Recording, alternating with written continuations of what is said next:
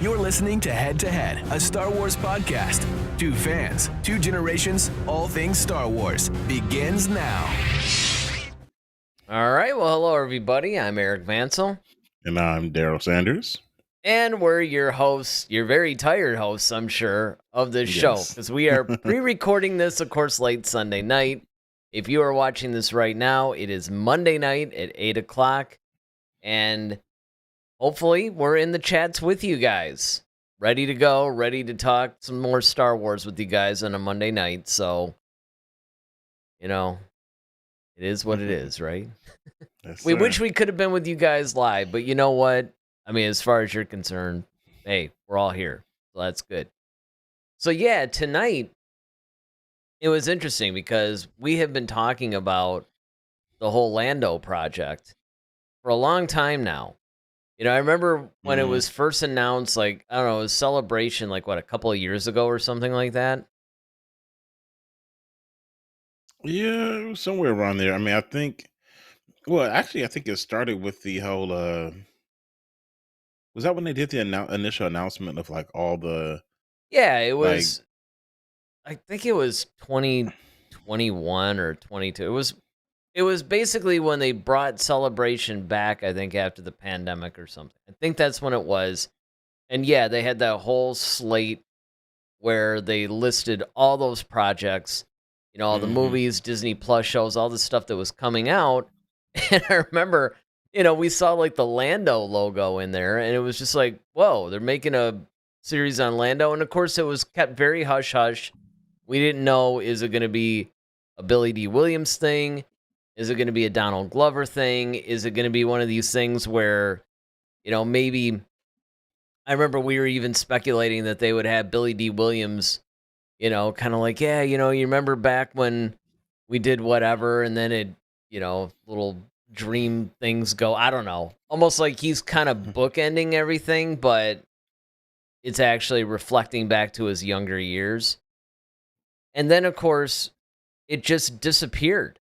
I mean, we heard, you know, it was announced and they sort of talked about it a little bit, and then nothing. And then I remember Donald Glover not too long ago, along with his brother, what was his brother name? Like Steven or something like that, where they were talking about, yeah, no, it's fully on and we're going to develop this into a series or whatever. And then that was the last we heard about it until now. Where apparently, because of the writer's strike or whatever, now it's going to suddenly be a film. Now they're talking about it's going to be developed into a film. It's not going to be a Disney Plus show now. And they sort of left it at that. Now, the interesting thing to me is I assume that the strike was covering films and television, so I don't know exactly how they're circumventing that. Maybe somebody out in the chats knows, but yeah, I don't know, it just seems kind of weird to me that they're doing it. I mean, I'm not necessarily opposed to it being a film. I mean, actually, I think it might. Now, originally, you and I, another thing I should probably talk about, like right from the very beginning, you and I said that what they should do, if they're not going to make Solo 2 and Solo 3, because remember, it was originally going to be a trilogy. Well, once Solo didn't perform at the box office like they had hoped, it's going to be a situation like, okay, maybe they do a Disney Plus kind of a thing. And we thought that maybe with this Lando series, what they could do is they could kind of do a quasi, you know, Solo 2 and Solo 3 through that. So now that this thing is back as a film, you know, it's tough. Yeah. With Lando, I mean, you know, Lando kind of runs into the same problem that Han Solo did, where a lot of people, you know, to varying degrees, some people want to see like, okay, a cool Lando backstory, then there's other people like, yeah, I really don't care. You know, so I think that's what we have to look at first. It's like, you know, is this something, number one, that the fans really want? Now, a lot of people weren't really clamoring for Solo. They, you know, like I said, you know, they really didn't care that much to, you know his backstory or anything like that. They probably would have been more interested in someone like not Django, but Boba Fett or Yoda or something like that, which were also on the table as well. However, when That's Solo right. did come That's out, right. No, you you're know, right. Boba Fett was originally planned to be a hmm film. It almost went yep, the other way, actually. It was planned to be a movie, and then it turned into a series. So that's a good point. correct, yeah, and so now, and we kind of see how that left a lot of people. A lot of people really didn't care for the Boba Fett series. Um, Hmm. so serializing, I mean, it's cool because in a way you could take these characters and you could really have the time to develop them, and go deeper with those characters. But some of those characters, sometimes it's kind of like, do I really need to go that deep with them? And that's Hmm. the other thing too, is don't try to make something out of nothing, unnecessarily. And I think that sometimes can be just as bad as if you're trying to overdo something. You know what I mean? So I think that once again, it goes back to that balance. Um, sure, when we saw the Solo movie, we all went to go see it. And of course, that had issues, out the gate. Lord and Miller was supposed to be the ones who helmed it. They did 80% of the movie. And Kathleen Kennedy came in there with her giant axe and, cut it to shreds. And then Lucas approved director Ron Howard, who's widely known in the film world as a phenomenal director. He comes in and he completes the film, and on it goes. Now Well, he also we've talked, reshot a ton of it, right? I mean, yeah, that was the other thing it would be one thing if he just came in and just finished it, but they ended up redoing a bunch of scenes, and then there was some stuff. I remember there was a thing around the time it came out where they actually had, I don't know, it was some sort of article. It was either in a magazine or on a website or something. But I remember they actually identified, like, okay, this is the stuff that remained from the Lord and Miller version. And then this hmm is the stuff that was changed either by Ron Howard or just as a result of him reshooting the film. So that I thought was a little interesting too.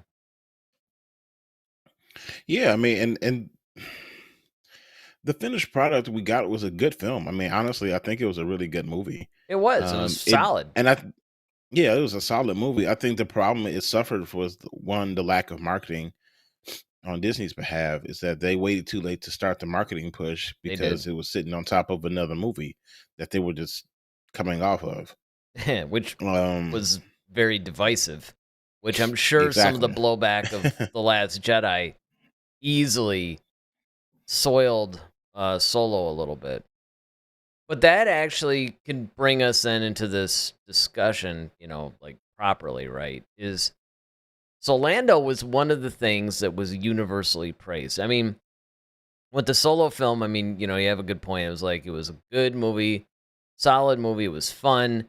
It was a movie that people maybe didn't necessarily think that they needed, but once they got it, it's like, you know what? This is good. This felt like Star Wars. It was, yes, it had a few problems, and a lot of that stemmed from the behind the scenes and the way that it was made. But when you look at the finished result, box office performance aside, it was actually a good entry into the franchise. Now, no matter where people land on the movie itself, most people agree that the standout was Donald Glover as Lando.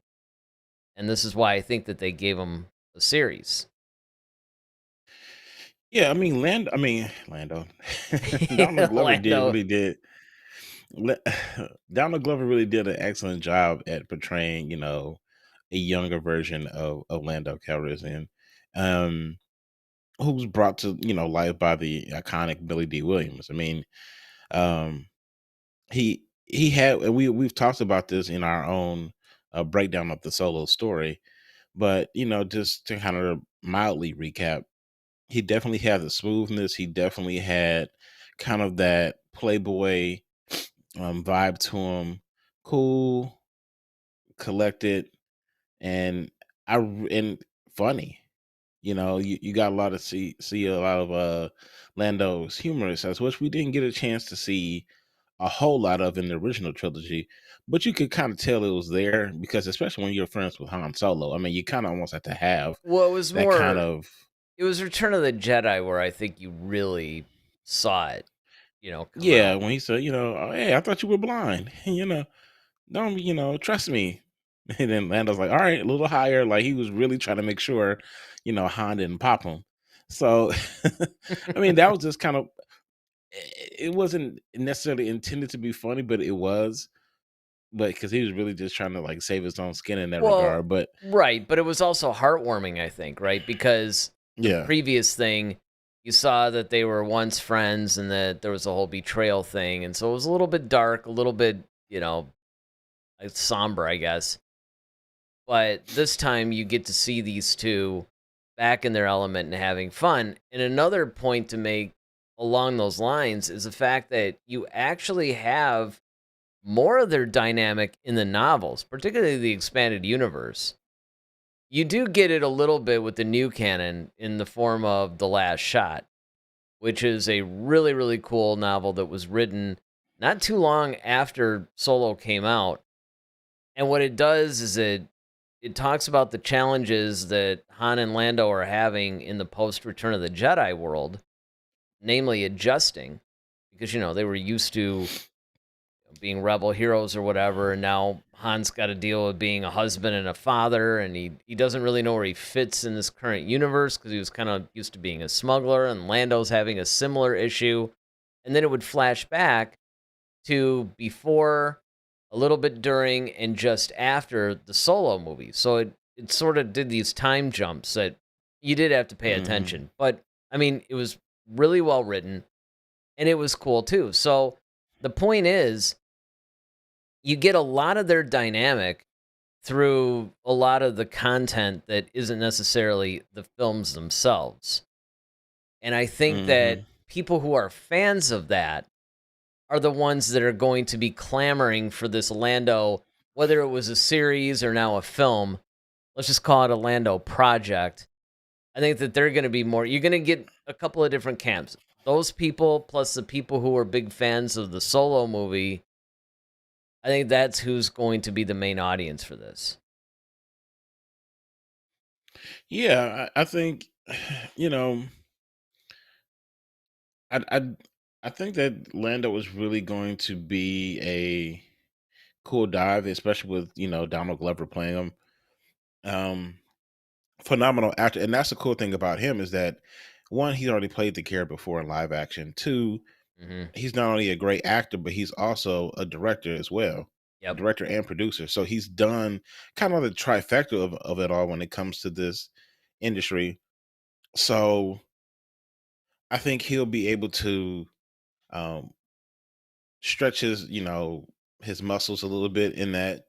Um, where we won't have things like wooden performances that we've seen, and unfortunately, of those.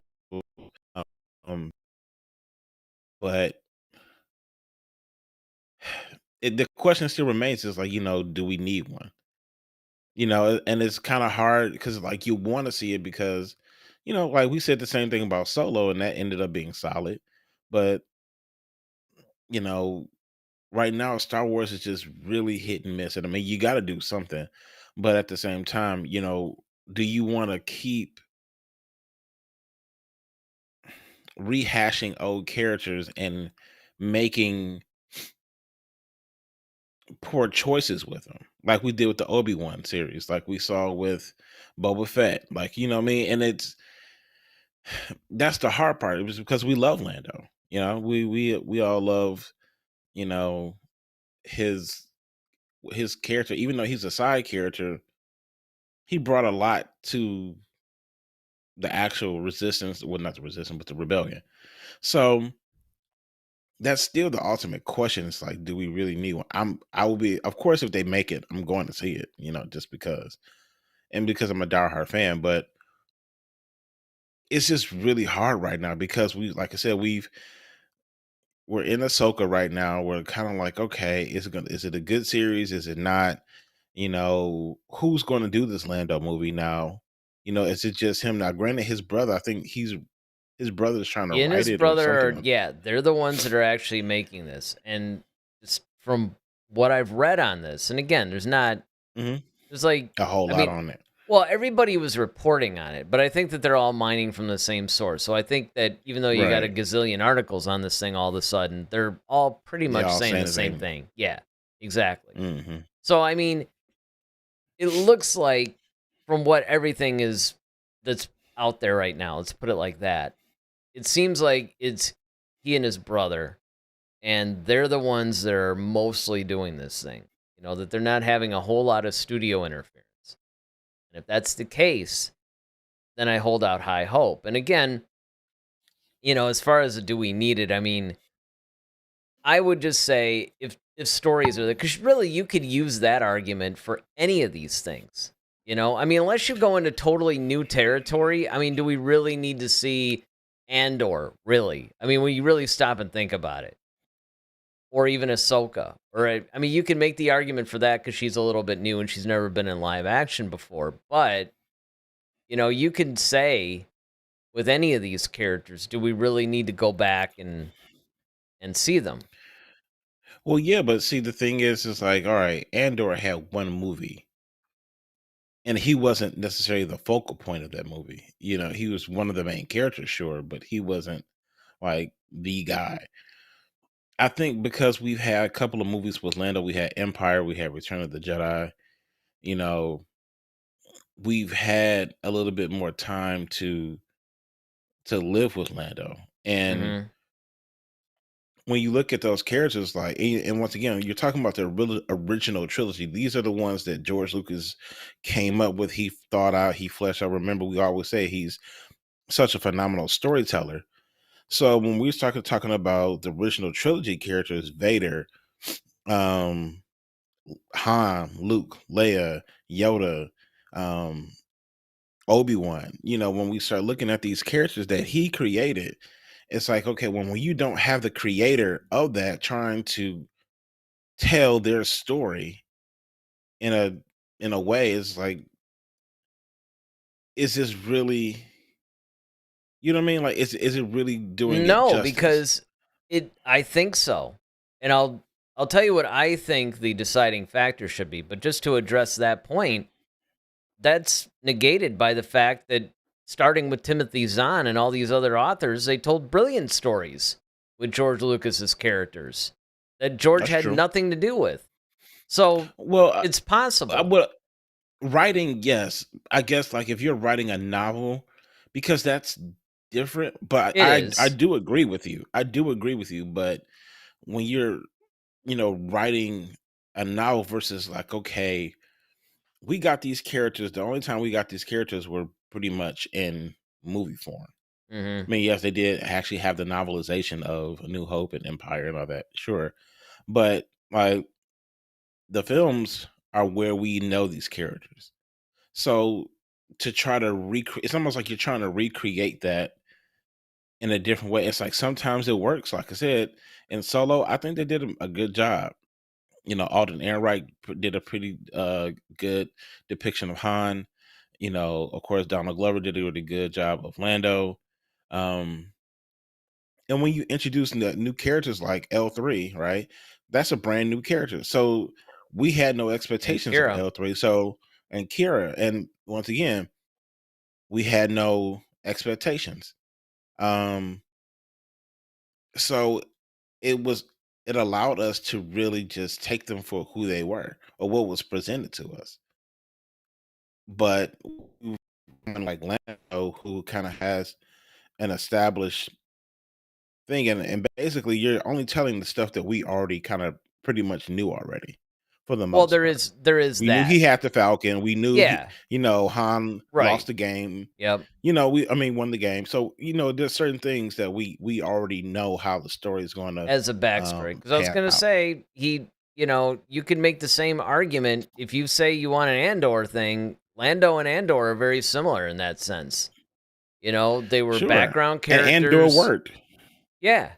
And I mean Andor worked, the thing is though that I mean a lot of times, people go, well, Andor only had one movie, so that justifies making either a series about him or maybe if you want to make another movie.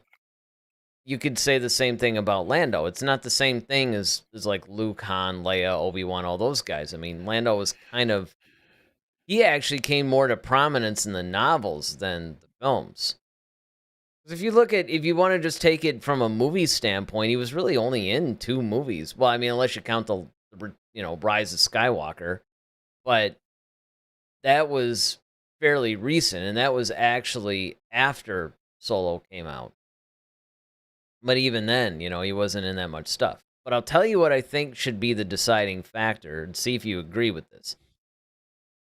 I don't have a problem going back and delving further into these characters if it does one of two things. Either it does some world building and fills in some gaps of things that are necessary. Like, yeah, do we really need to see Han Solo do the Kessel Run? Probably not. I mean, the little exposition we got in A New Hope, I think was fine. I don't think we needed any more than that. It's like, hey, I made this in 12 parsecs, whatever. Okay, fine. I don't need to see it. I don't need like an entire third act on it, right? However, if when it came to, the other little exposition where it's like, oh yeah, well, the Death Star plans were stolen and, we got them back and now we're moving forward. Now that I would like to see. Well, let's see that.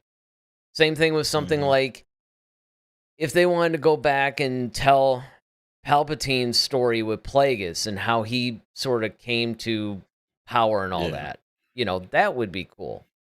It's like if you have a situation where you're telling a really compelling story and you're world building a little bit and you're filling in some gaps and just enriching the entire universe or franchise, if you want to put it in those terms, then I think it's justified. But if you're just, like you said, either doing, just rehashing certain characters, or like maybe in the case of Boba Fett. Now, Boba Fett, I think that would have probably been better served as a standalone film than a series, because it's like, okay, what should we really need to know about this guy?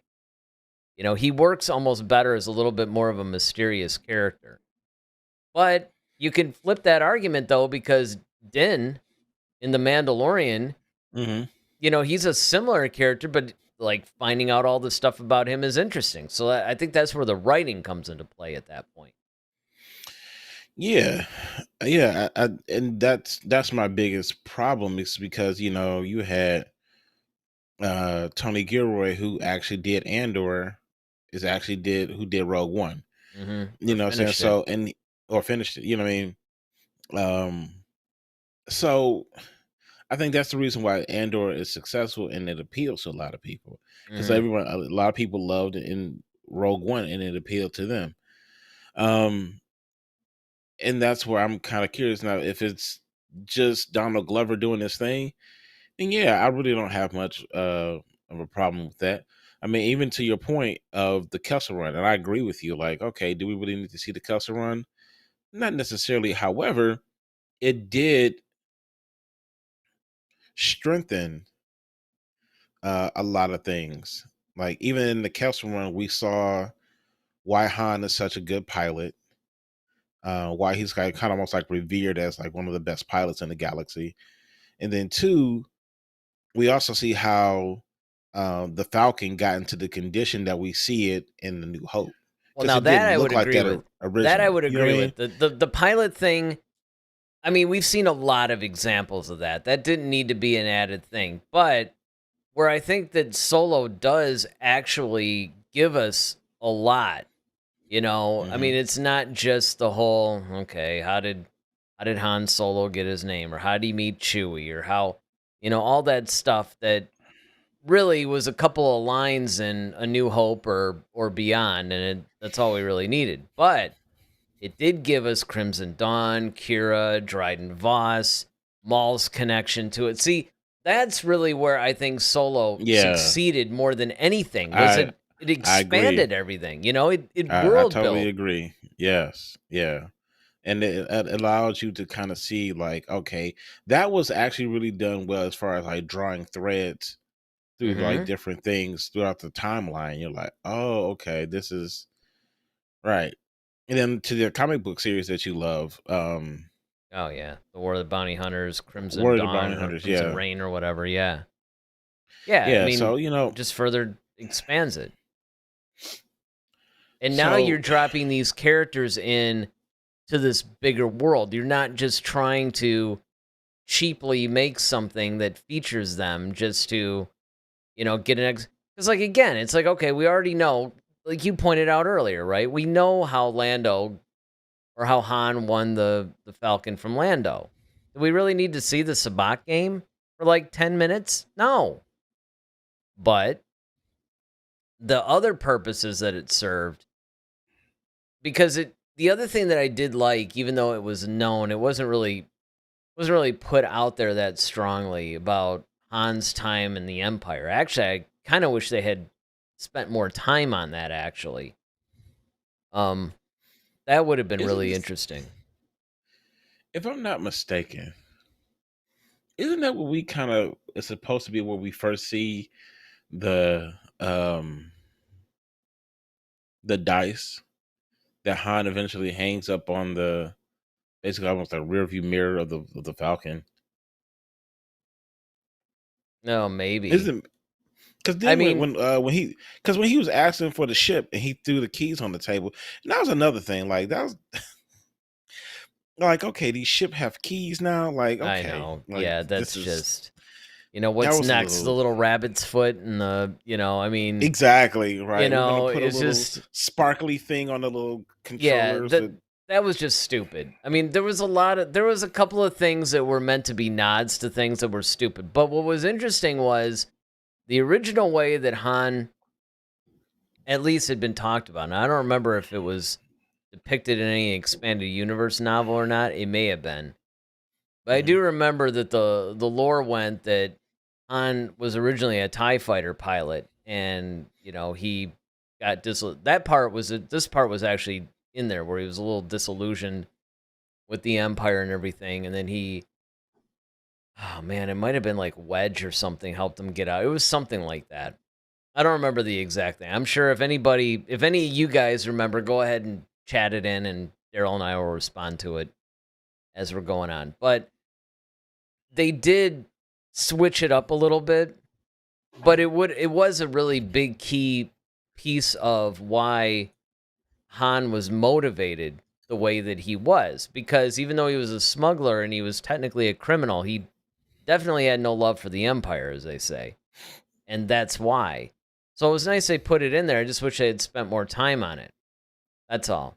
But you're right. I mean, some of the stuff, and again, even with the Falcon, like how it got into the condition it got in. The Mhm. only problem that I have with that, the only thing I'll say, like I'm okay with how everything went down. Don't get me wrong. But it's kind of like, well, this allowed us to see how it got in the condition we had. Up until that scene, we just assumed it We had, always looked I like always that. look that way. Yeah, Yeah, I true. mean, it wasn't like there was any clamoring of us going like, man, I wonder how that little. I mean, even the Yeah, the little encyclopedias gap at the time depicted the YT 1500 or freighter. whatever freighter, as that design. It was never like the other thing. That was an invention of the film, probably a Lord and Miller thing, to be honest.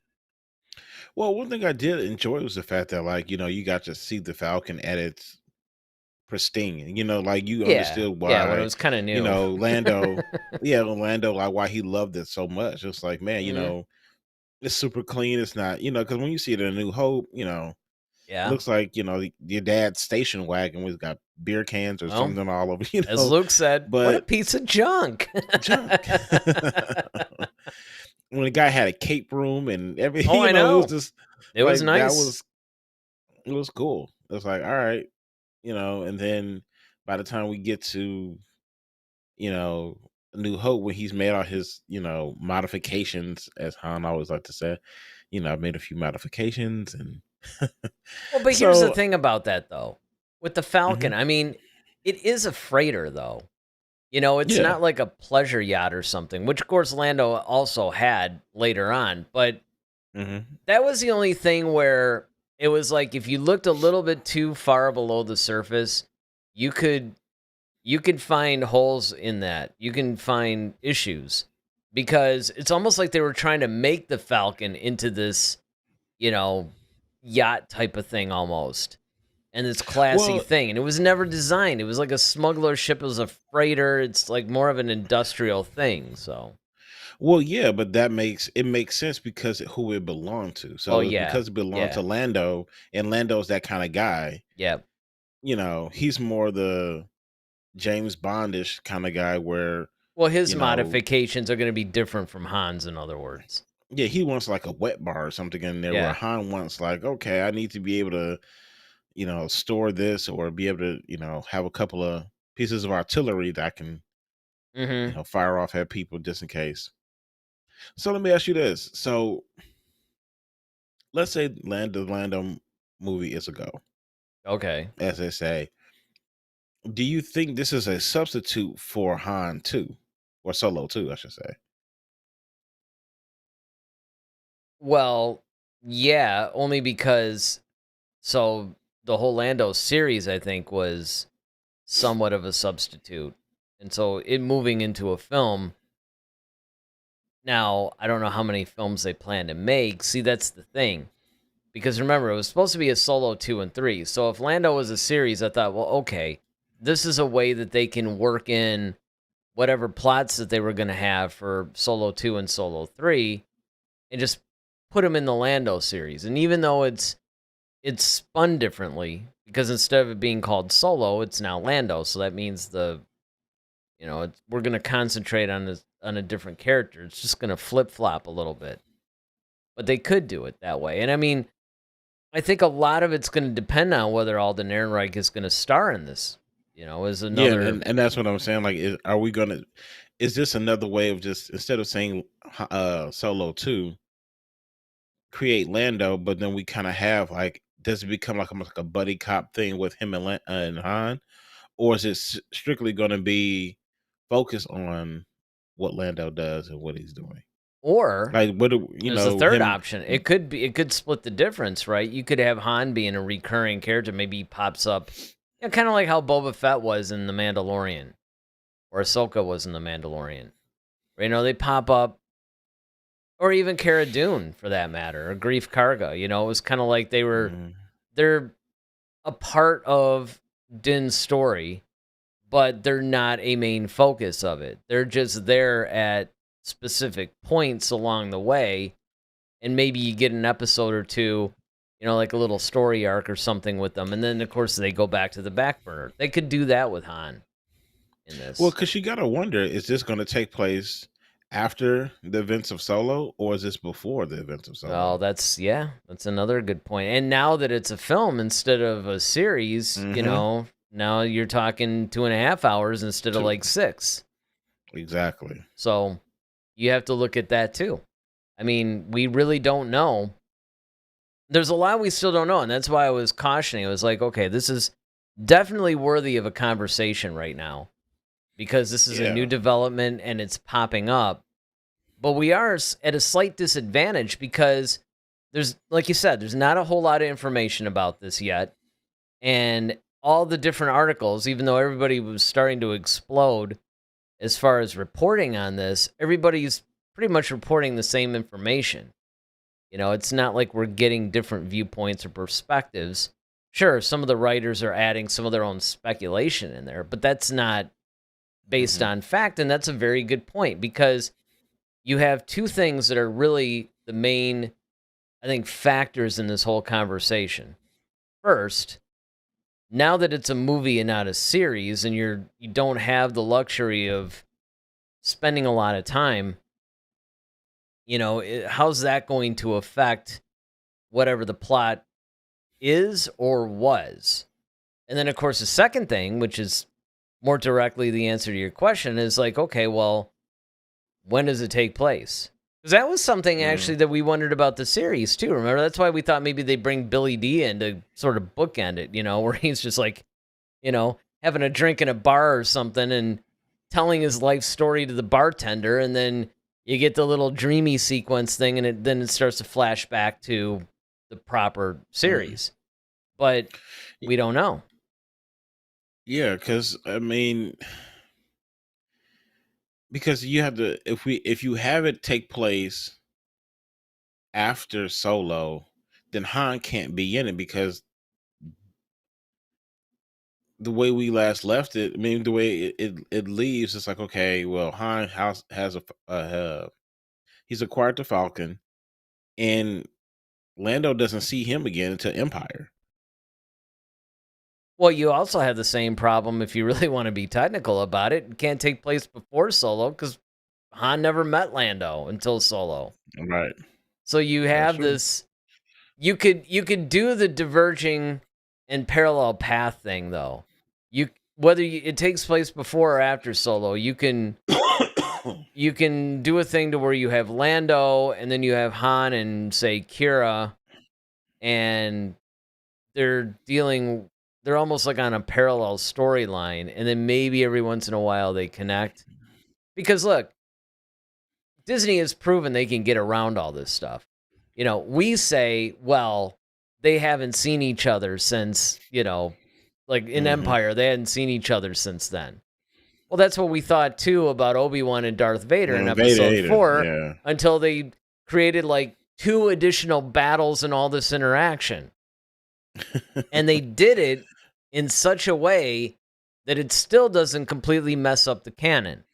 So they could easily Right. do that. I mean, because if you really stop and think about the lines in Empire, it was really more like he was focused on the betrayal. I mean, it was implied that he hadn't seen it, but it was almost like you could say he's focusing on that betrayal, but really it's just they haven't seen each other in a long time. It wasn't necessarily defined to that point.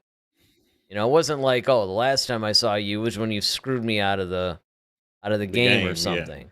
That just happened to be the thing that really was kind of a burr in Han's sock. It's one of those things, but you could easily get around that. But if they wanted to keep that intact, if that was really what they wanted to imply, then they could just do the whole parallel path thing and then, maybe have the storyline without necessarily having the characters meet. They might have the story, like maybe Kira bounces back between the two or something. But that's, of course, assuming they put Kira into this thing, which there was talk not that long ago, actually, of them talking to Amelia Clark. Amelia Clark about reprising a role as Kira. Now, at the time, it was being spun as they were going to do like a standalone series on her, but that could very well have been her participation in Lando. So, we'll have to see on that one too. Yeah, I mean, there's a lot of possibilities. I think this is a project worth looking out for.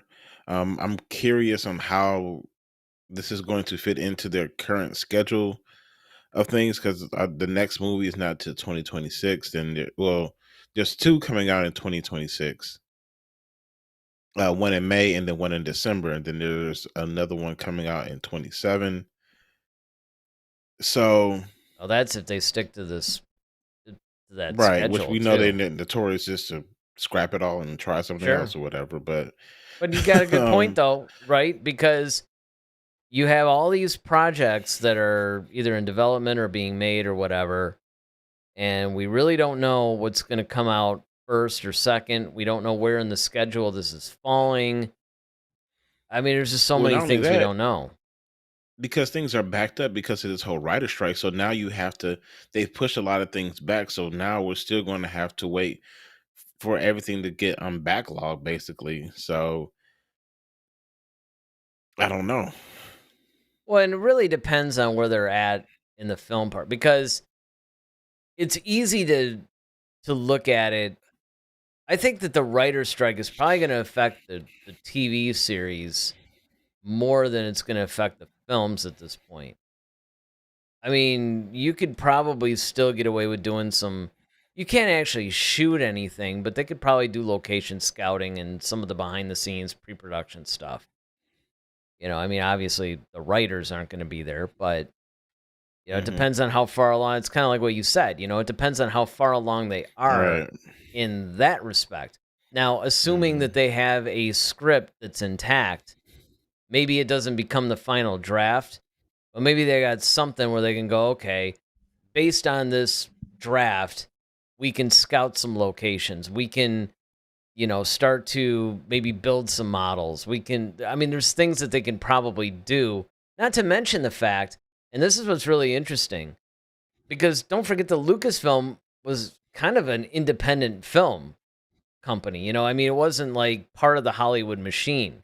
It wasn't even, actually, that Right. was one of the reasons why Spielberg could never direct a Star Wars film, because it was outside the Screen Actors Guild. It was outside of the Directors Guild. It was outside of all that. So technically, that's the reason why Lucas, when he wasn't directing it himself, he always had to find these guys that were outside of those unions to do it.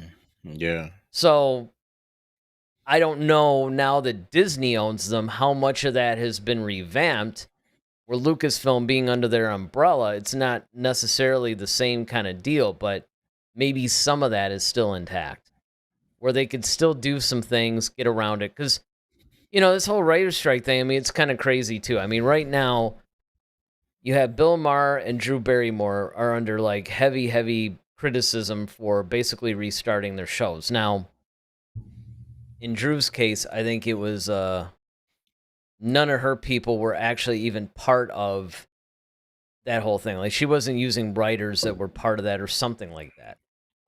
Where they were really particularly tweaked at Bill is that he was. But what he's doing is there's certain segments that he's not doing in his real-time show that it's kind of like he was trying to get all the below-the-line people back to work. He's like, look, while this strike is going on, there's all these other people that are out of work, and I want to help them out and all this other stuff. So it's really kind of a tricky situation on who you can bring in to work and what you can get done. And it also depends, like what you and I were talking about, right? And I'm sure everybody is chatting in at this point. Where are they?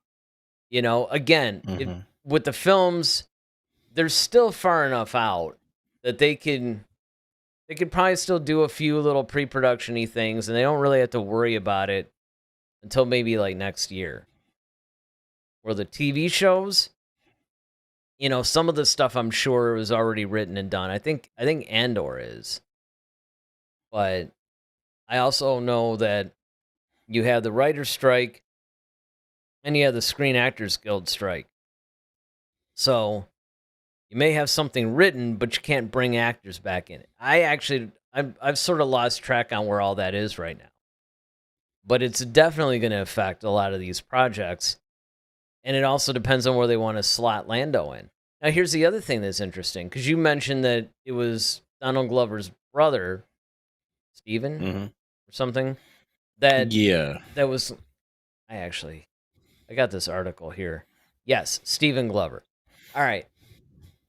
So, if he's supposed to be writing this thing, now how's he writing this thing? He must be outside of the guild, too. Or does it matter if you're related to him? Like, look, man, this is my brother. Well, yeah, because you're not supposed to be doing any official work for any kind of a... I know what you mean. It's kind of like, well, if I'm sort of in my room, like, chilling, and I'm doing this, okay, the strike's over. Oh, look at what I did last night. I wrote, like, 50 pages of this thing, when in reality, you've been doing it all through the... It's almost like you can't do it officially, but you can do it covertly, maybe. But, they're out there, like...